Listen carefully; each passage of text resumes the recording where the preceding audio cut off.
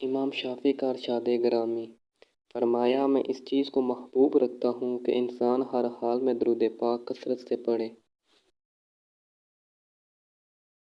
حضرت شیخ قمر الدین سیالوی کثرت سے درود شریف کا ورد کرتے تھے اور خادموں کو بھی زیادہ تر درود شریف پڑھنے کی تلقین فرماتے تھے۔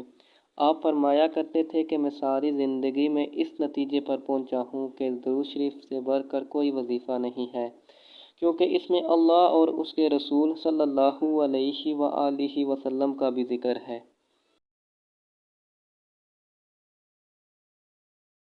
حضرت سید محمد اسماعیل شاہ بخاری کرما والے نقشبندی اپنے ہر مرید کو بعد نماز تہجد 500 مرتبہ درود شریف ہجری روزانہ پڑھنے کی تلقین فرماتے تھے اور فرمایا کرتے تھے کہ درود شریف ہی اسم اعظم ہے۔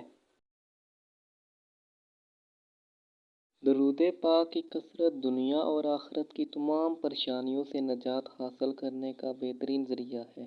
اگر کسی کو رزق کی تنگی ہے یا گھریلو ناچاکیوں کا شکار ہے، اگر کوئی قرضے سے نجات چاہتا ہے یا پھر کوئی اولاد کا طلبگار ہے، کوئی جادو جنات اثرات سے نجات چاہتا ہے، تو کوئی اچھے اور نیک رشتے کا طلبگار ہے، کسی کو مقدمات کا سامنا ہے تو کوئی روحانی اور جسمانی بیماریوں سے نجات چاہتا ہے۔ بے شک ہر بڑی سے بڑی پریشانی اور مصیبت کا حل درود پاک کی کثرت میں پوشیدہ ہے۔